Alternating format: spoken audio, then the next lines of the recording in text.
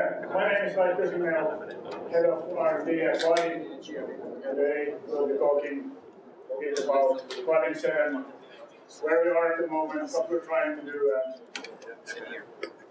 what we have done so far. So I hope you like technical stuff, because I like technical stuff, so I will be talking about technical stuff. Now, I will start by giving a few reasons why we are making Vaadin 7. What's really the point? We could be making Vaadin 6.7, 6.8, 6.9, and so on. Really just to make small increments. One of the reasons we want to make a new major version is we want to be able to take advantage of modern technologies. We're kind of limited at the moment. I'm not saying IA6 here, but we're kind of limited at the moment of what we can do in Vaadin 6. We want to keep things compatible in Vaadin 6, not break all the stuff all the time. But at the same time, we want to move on, start using more HTML5, CSS3, things like this. So that's one reason to go to Vaadin 7, so we can drop support for all IE versions and start using new stuff. Another thing probably everybody likes to do is break stuff. We also like to break stuff. So far we have kept, or we have kept and are going to keep Vaadin 6 very compatible and not break very many things there. So Vaadin 7 is really, it's an opportunity for us to break things. But you shouldn't take it the wrong way though, because we're not breaking stuff just because we can. We're just taking it into account when we design things, so we design them in a good way and not only in a compatible way. Now, another thing that Vaadin is and has been pretty good at is hiding the details. You don't know, or if you don't want to, you don't have to know what you're dealing with HTML, JavaScript, and stuff like this. Still, I think Vaadin 6 hides, it's too good at hiding these details because it doesn't allow you to get to all these details the way you would like all the time. So what we're trying to do also in Vaadin 7 is make the details available to you if you really want to know about these details. And also, of course, when we're doing large changes and breaking a lot of stuff, we need a lot of time for the features to mature. We also need the feedback from the community to know that we're making some sensible features that we can make them a nice 7.0 version when we get to that. Now, moving on, I'll talk a bit about what we're introducing in Vaadin 7. You could roughly categorize the things we're doing in these 5 categories. Starting from productivity, it's something that we're really, I think Vaadin has always focused pretty much on productivity. You should be able to do stuff efficiently, but it shouldn't get in your way, and you shouldn't have to fight with small details. This is something we're planning on improving in Vaadin 7. Then we have the extensibility part, kind of related to the details or not the details, and how you can extend what we provide. So this is like we want to make it easier to use, say, other people's widgets. We can't provide all widgets in the world, but there are many widgets out there, so we want to make it easier to use these together with Vaadin. We want to make it easier to use JavaScript, all kinds of technologies, and make it also easier to extend the functionality provided by Vaadin. Third theme we have will be integrating and embedding, which is also, well, I can't say it's becoming more and more important because it's always important to be able to integrate into your existing systems.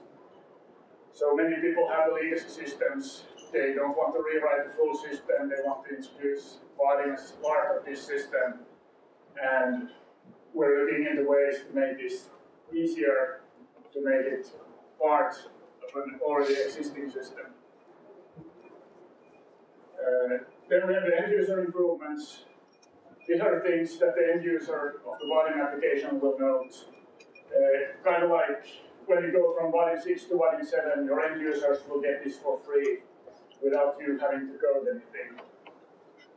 And finally, we have theming improvements, where we're looking to improve how Vaadin applications can be themed and how this can be much more flexible. So if we have a bit closer look at these categories, we can see what we have planned, or what we have done, what we are doing, and what we have planned for Vaadin 7. So on the productivity side, I have chosen a few topics that we're doing for Vaadin 7. Automated multi-tab support, I will not say any more about that now, I will get back to that later because it's something we've actually done. The same goes for the data conversion, the data binding and validation. What we are planning to do in addition to this is high-level navigation API, which will allow you or provide you a better way of making the navigation, the views in your application, making your application bookmarkable, using URI fragments for this purpose. We're not trying to replace any Spring framework or anything like that, but we're just providing the tools so you can make this be more efficient and maybe have some good starting points to do the navigation in your application. We're looking into the translation API. Now it's already possible. I'm sure many of you have created a Vaadin application that you have to translate into multiple languages. It is possible with Vaadin 6, but again, we're looking at how we can improve this in Vaadin 7, for instance, providing better support for changing languages on the fly, and easier support for overall making the translations. And also being able to translate really all parts of the application. We're also looking at HTML sanitation API, which is pretty much, well, every now and then you hear about some cross-site vulnerability in some web page somewhere. And well, in Vaadin, you have some protection from this. Still, it's possible to make an application where you accidentally add some HTML where you shouldn't add HTML and allow users then to affect each other. So we're looking at better ways and cleaner ways to make sure that you create the applications so you don't have any problems. Also, we're looking, I don't know, it might be, it will only increase our productivity by cleaning up all stuff from the API and from a framework in general. Actually, I think it will improve everybody's productivity when we remove stuff that has been there for many, many years and really aren't, things that aren't used anymore have been replaced by other stuff, things like this.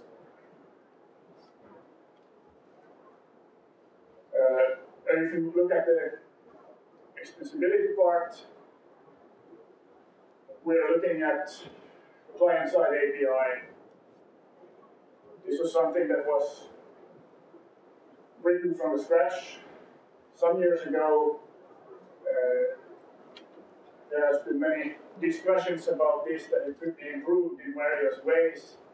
It could be much easier, for instance, integrate existing widgets. It could be much more self-explanatory. Now there are some places where you just have to know certain kinds of stuff, so you are able to do the things you want. This is actually something I will get back to also at the same time as I will talk a bit about the improved communication mechanisms that we're introducing in Vaadin 7. So I will not say more about that right now. Then we have, well, maybe the most cryptic part here, the extension support for application servlets. How many of you understand what this means? Oh, one. Good. Two. Excellent. And one. Oh, we have three. So it's 2%. Okay. So what this means is, well, it's actually more related to add-on development. Some add-ons require customization of how the Vaadin application is served. For instance, the TouchKit add-ons add some certain features for mobile devices. There's the Google App Engine support, it customizes this, and support for Google App Engine. The main problem people are running into so far is that you really can't combine these features together because the customizations they make, they conflict with each other. So you have a hard time making a TouchKit application that runs in Google App Engine, for instance. So this is something we're looking to improve in 7. So let's try this again. If we have support for invisible components, who understands what a invisible component is? 2, 3, 4 guys. Okay. One more. Good. So it's maybe wrong to call them components. It's just a way to describe things. But what we're adding here is support for these, better support for components that, well, or add-ons, let's say, that provide functionality for your Vaadin application, but do not provide a UI. So we take a refresher from the directory, for instance, or one of the server push add-ons that we have in the directory. They fall into this category. You always have to remember to add them to some layout to be able to use them, even though they really don't contribute anything to the UI. So this is something we're looking to improve later on in the Vaadin 7 series, or in the later 7 alpha, let's say, like that. Now the integration and embedding part, as I mentioned already, existing web widgets, existing JavaScript components. We want to make it much easier to take, more or less to take components from anywhere and just write some small code, get it into Vaadin and get it to work with your Vaadin application. For the JavaScript components, we're hoping we can do this so you can do it all on the server side. You don't have to even go to some quick code to integrate it, but we'll see how that turns out. On the integration part, as I already mentioned, also embedding Vaadin in the JSF existing systems, improving how you can communicate between your legacy system and the Vaadin application. Also stuff that's possible at the moment, not necessarily as easy as it could be. Quite similarly, looking into how we can embed multiple Vaadin applications on the same page, kind of close to what you do in portals such as LiveFray. There are a couple of restrictions in Vaadin 6. You can get into pretty nasty problems if you start mixing widget sets and themes and things like this. So you use different themes, different widget sets for portlets or applications on the same page. And this we will try to improve so you have seamless. So it really, well, it doesn't matter if you have 1 or 2 or more applications on the same page. They will work as they should anyway. Now, slightly related to this, the loading of resources, kind of related to mostly add-ons, maybe using some external JavaScript library, maybe some external CSS. Then you might have another add-on using the same JavaScript library. They both load them in their own little way. You end up with 2 instances at the moment. They may be conflict in some way. So we're looking at, again, at some ways to make this easier. So you have a centralized way of kind of declaring your dependencies that I need this JavaScript library. Please make sure it's loaded.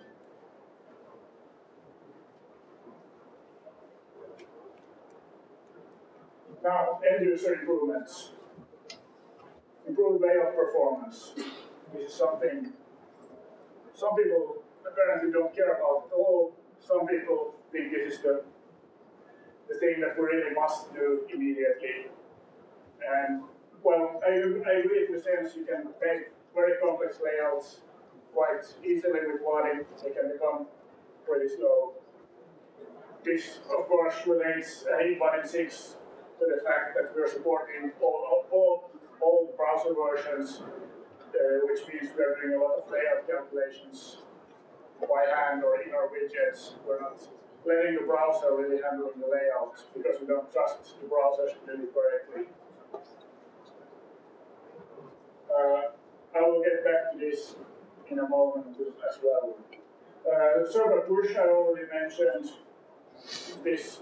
There are a couple of server push implementations at the moment in the Vaadin directory.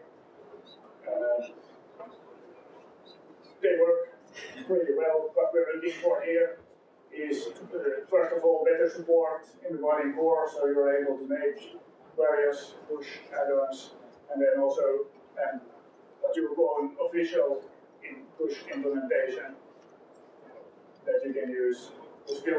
We're not making it necessarily the implementation. It's still possible to make like your own push or use some add-on if you prefer.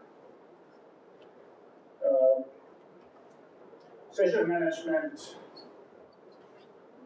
This is something quite an interesting topic, especially when you have an end user using the Vaadin application and he gets a nice red screen that says out of sync. And this is not really something the end users like to see, so what we're trying to do here in Vaadin 7 is, so first of all, try to resolve these situations automatically if we can, so we really don't have to show these pop-ups unless it's really necessary. And also have a slight look at what the messages say in the pop-ups and how they are perceived by the end user. So it's not like you're having a heart attack just because the server went down and it says communication error. The final thing in the end user part, accessibility support. Something partly there in Vaadin 6, mostly I would say keyboard navigation, components, stuff like this. Late in the Vaadin 7 development, we'll have a look at the YARIA standard, how we can implement that in a sensible way in Vaadin 7. So you would have the basic accessibility support already in the framework and not have to do so much stuff yourself if you have either want or is required to have accessibility support in your application.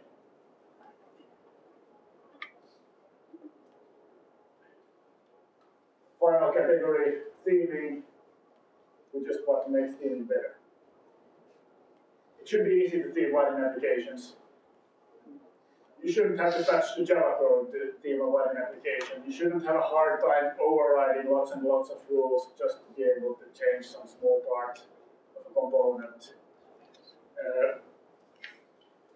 The framework shouldn't put any restrictions. One thing that will help this, I think, is that will also help our layout performance issues. That will remove the automatic conversion of percentages to pixels in the framework. It will allow you to much more flexibly use CSS, also to define sizes for components.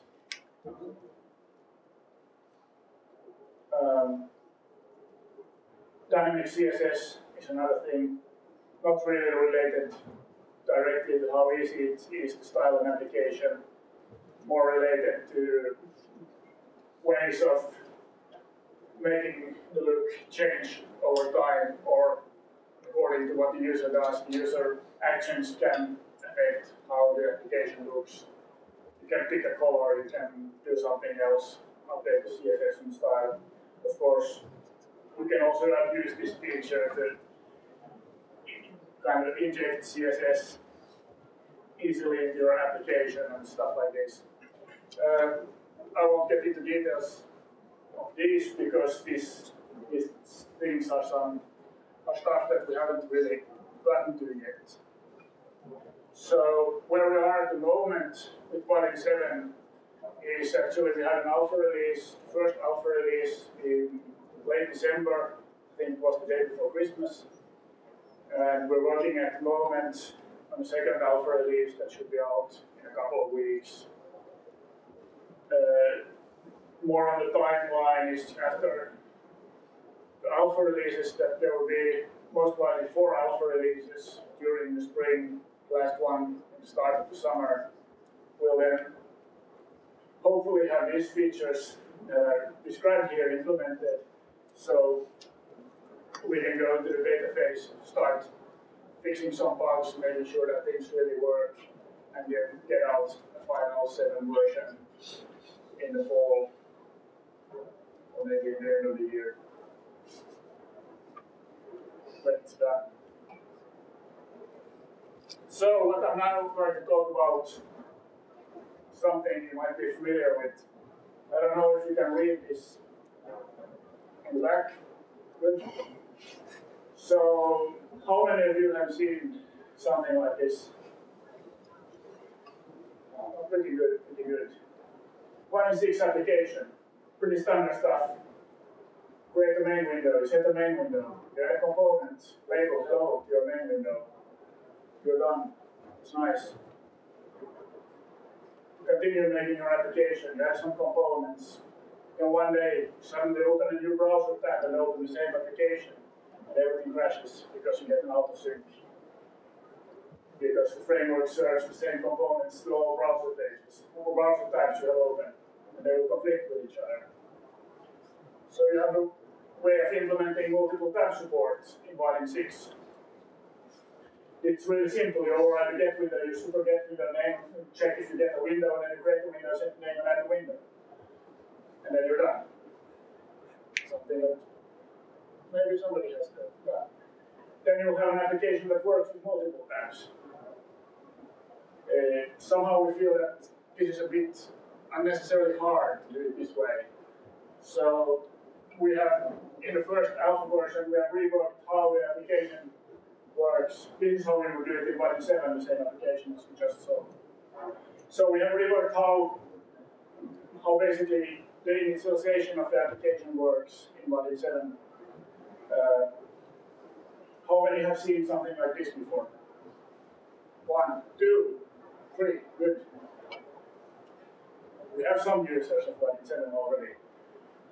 In Vaadin 7, well, what you might see here, we have, instead of something that extends application, we have something that extends root.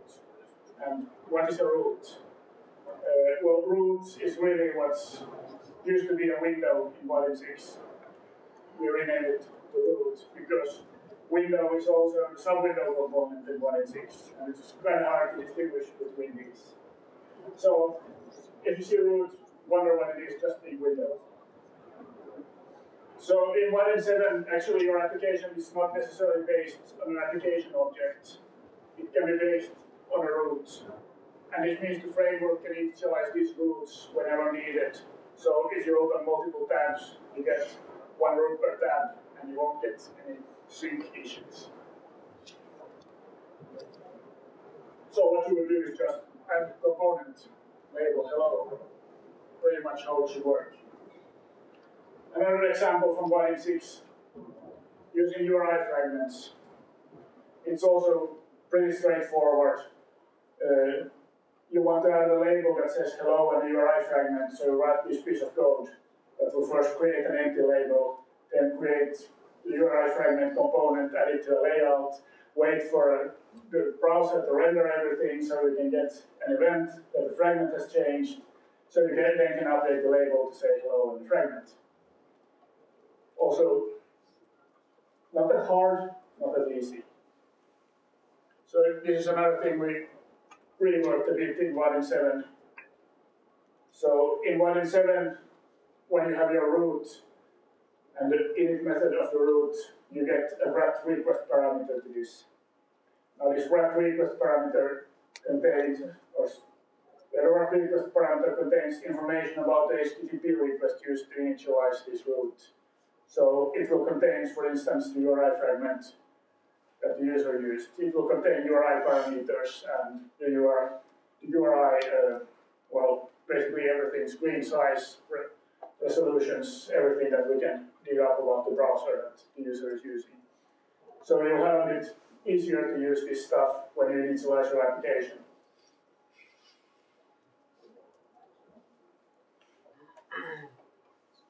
Data binding and conversion. In Vaadin 6, if you have, say, a basic B class person, a person has a name, a salary, and a birth date, and you want to make a text field where you edit the salary of this person. This is one way of doing it in Vaadin 6. So you have a person object, you wrap it in a bean item, and use the bean item or property from the bean item as a data source for a text field. Pretty standard. What you will get in this case is a field that looks like this. Not that nice if you're from Finland. You're not used to using a dot. For the value you're used to using a comma. And, well, if you're stupid enough to write something with a comma here, you'll get a nice exception from the method property in Vaadin.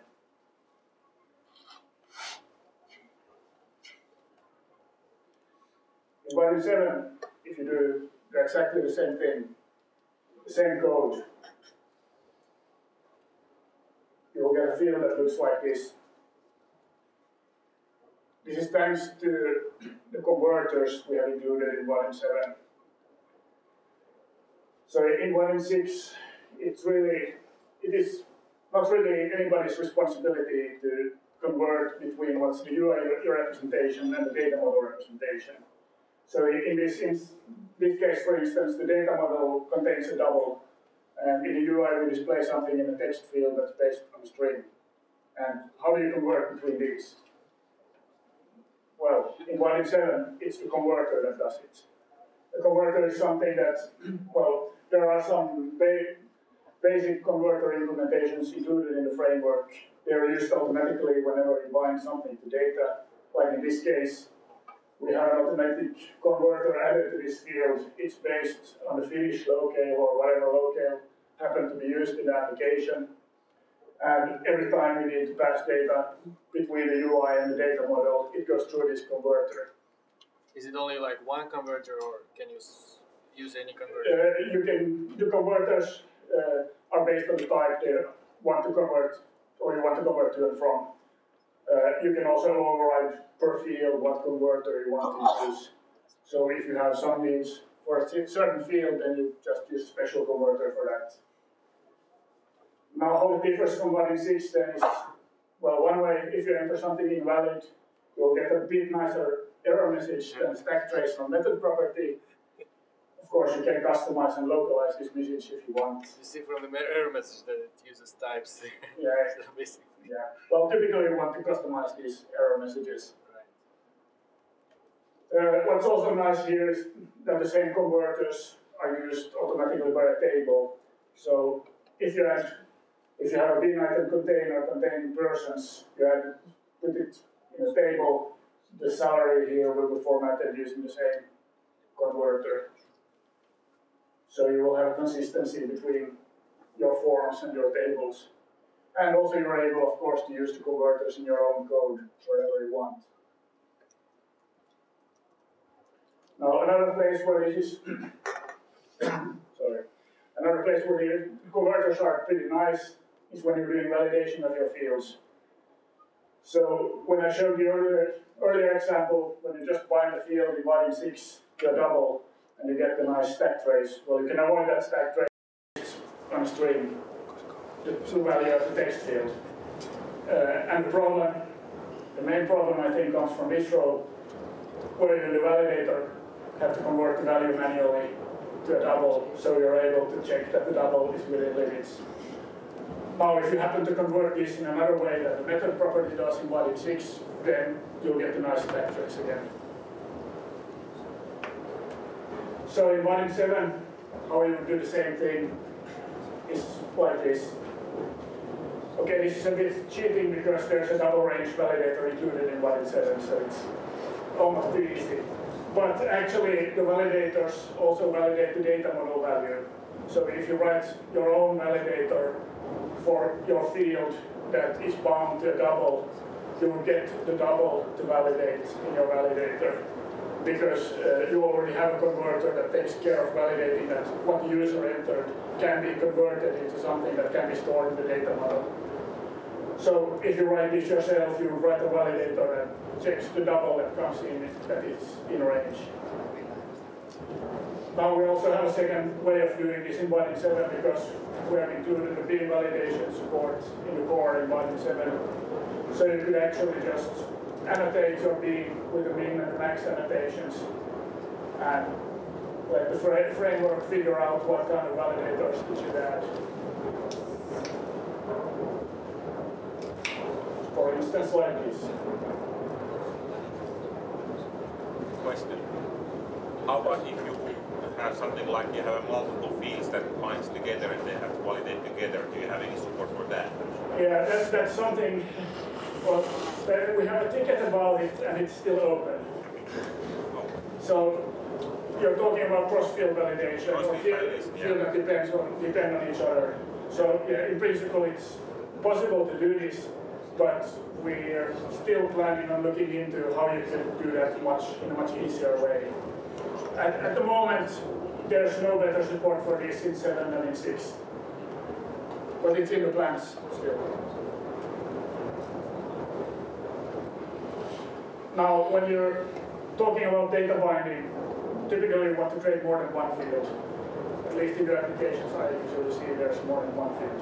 So in 1 and 6, we have a form class, which also, well, it's pretty good for certain use cases, and it's pretty awful for certain use cases. I think the biggest problem, if you don't care about the UI, you want something generated for you, then it's really awesome. You just throw a beam item, for instance, at it, and you get a UI. Nice. If you want to customize how the UI looks, you will end up with some code maybe looking like this. You have a form field factory, you have a break field method, then you have a long if, else, if, else, if, else, if, else, if for the different fields, where you describe how the fields should be created. And then if you also want to customize how the layout is created, you override maybe the attach field method, and then you have another if here, and then you place them here and there in the layout so you get what you want. What we've done in Vaadin 7 is kind of change the whole idea how you should do forms. So the idea in Vaadin 7 and forms, or using the field group in Vaadin 7, is that you really want to create the UI yourself. So the first step in doing a form would be to create the UI, using the visual designer, using Java, using, well, any way you like. You create the UI, you create the fields, you customize the fields, make it the way you want it. And then you have the field group component, which is actually not a component, but the field group helper, or the beam field group helper, that will allow you to bind the fields to data. So here, for instance, we have a beam field group for a person. We create this beam field group, and then we tell the beam field group that bind members fields this. So what does this mean? Well, this is the layout we have been creating here. The member fields are the fields we have declared in this layout class. What this method actually does is it tries to match these fields with properties in your data source or your item. And how it does it by default is that it looks on the field name, so this is name, it should be bound to the name property of your data source. So if you name fields the same way you have named the fields in your beam, you'll get an automatic binding for all the data. Now this will, of course, use the previously mentioned converters, and it will also use beam validation automatically if you have annotated your beam. So really, what you need to do is something like this to create your form. Another thing that differ from this, the field group from the form in Vaadin 6 is, well, at the point you set your data source for the field, the form, at that point you will only update the data binding. As in Vaadin 6, it will start recreating the components for the new data source. It will configure them again, and so on and so on. Here it will just, okay, let's update the data binding, the data goes there. You're done.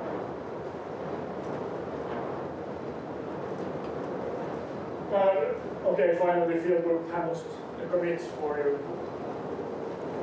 And it actually verifies that everything is committed or nothing is committed to the data source. So you cannot have the situation where part of your data source is updated and then something fails. It allows you a couple of different things also, like adding your own commit handlers that can update, send the data to the database if you want to do it this way, and so on. I will not go into more details right now. Instead, I will say a few words about, well, what I've talked about so far is the alpha code that we have in Alpha 1. What we're talking about right now is the experimental alpha code that we're working on at the moment. So really don't take it as a final API, but something, what we're working on at the moment. The client-side API, one of the things we're working on for Alpha 2. This is class diagram of the label, the client-side label component in Vaadin 6. It looks pretty complicated. We have a relabel, it follows the widget hierarchy, and it implements a paintable interface so it can communicate with the server. In Vaadin 7 we simplify this a bit. So what we have done here actually, well, it is simpler, it doesn't look simpler. We still have the relabel component, the widget hierarchy there on the right. That's all the same thing. It's really the paintable part, or the Vaadin part, that we have been working on. So the idea here is we split kind of the widget part from the Vaadin part. So instead of mixing these into the same class, we have one pure widget that is controlled by a Vaadin part. That the Vaadin part knows how to communicate with the server, how to, based on what comes from the server, it can configure the widgets and make it look the way you want it to look. So this, well, in addition to making the widgets in the Vaadin core at least cleaner, it will allow you to much easier integrate existing widgets, because what you really have is, well, this is your widget. You don't have to touch that. You just add a new class that communicates with the server, configures the widget. And that's it. Now, the nice thing with all these classes here, of course, is that we can provide them base classes for the Vaadin part and handle like the common stuff in these base classes, so you don't have to do it yourself in your classes. Related to this is the server-client communication in Vaadin that we have been working on during the last months. In Vaadin 6, where you have a client-side widget, you typically have some code like this. This is, for instance, for the checkbox component in Vaadin 6. So you have a click event, comes from widget. You want to handle this click event, you want to send something to the server, so the server can inform the application that the value has changed for the checkbox. The thing we're trying to improve here is this part. Now, what this does, it gets mouse event details based on the event that causes this click. And then it updates the variable mouse details with this details object is created, except it manually serializes this object first so it can send it to the server. Then we have a nice boolean flag at the end that tells it should not send it immediately to the server.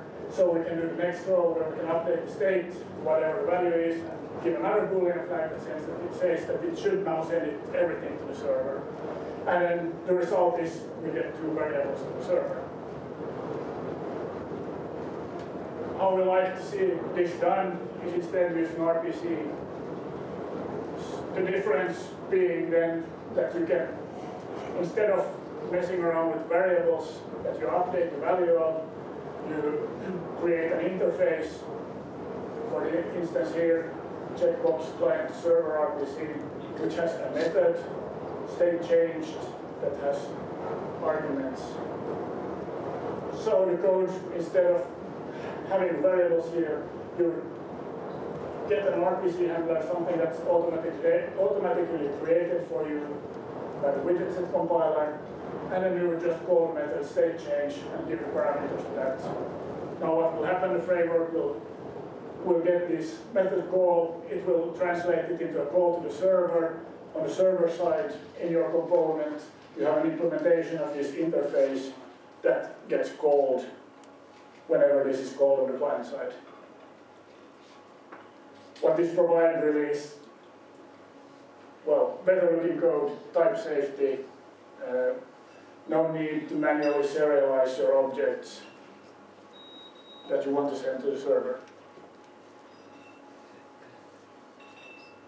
Similarly, we have been working on communication in the other direction, so from server to client.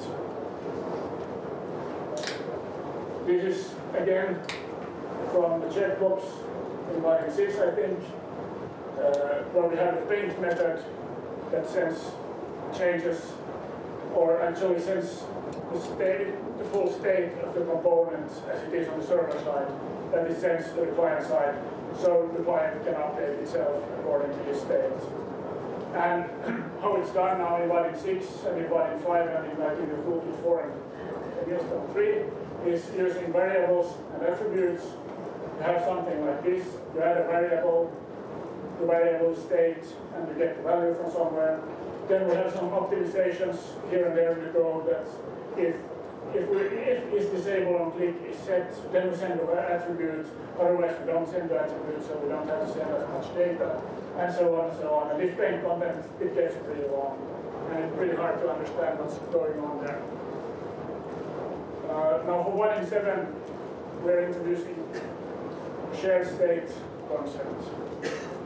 How we would like to see it again work is that instead of implementing this paint method in your components, you would add state object to your component, for instance, checkbox state.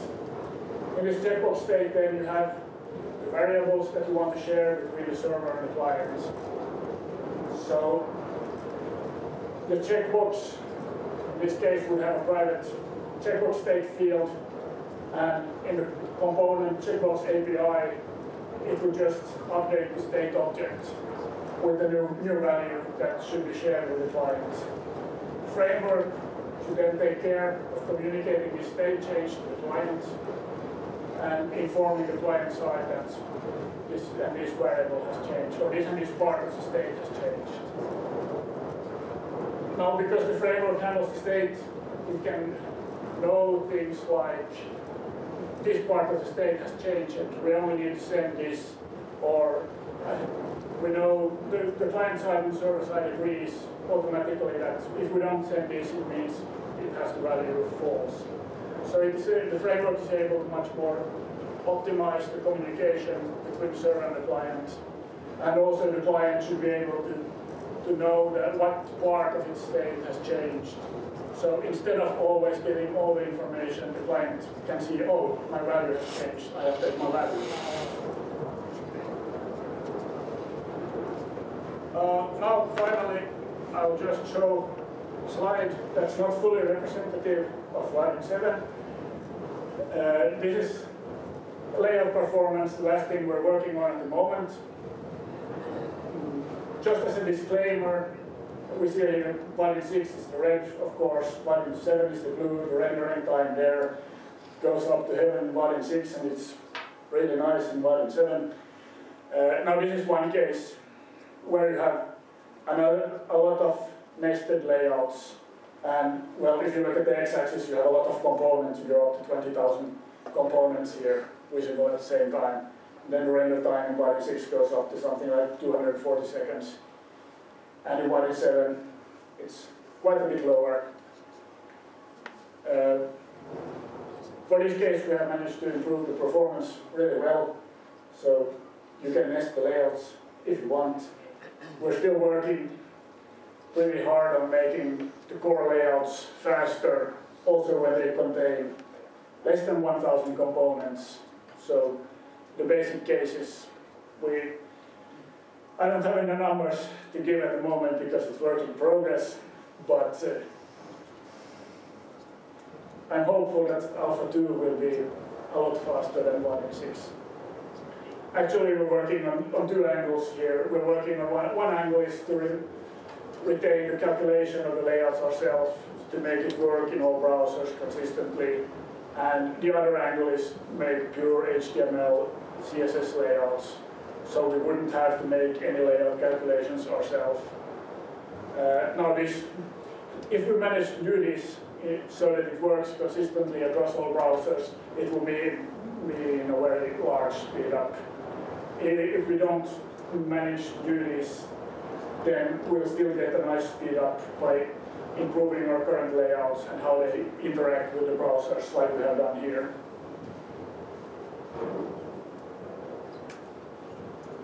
Yes, I will stop here because I'm out of time. Vaadin 7 Alpha 2 should be available at the end of February. Go try it out, comment, give us feedback, discuss in the forum. It's really for you guys that we're making these alpha versions. So, have a look. Thank you.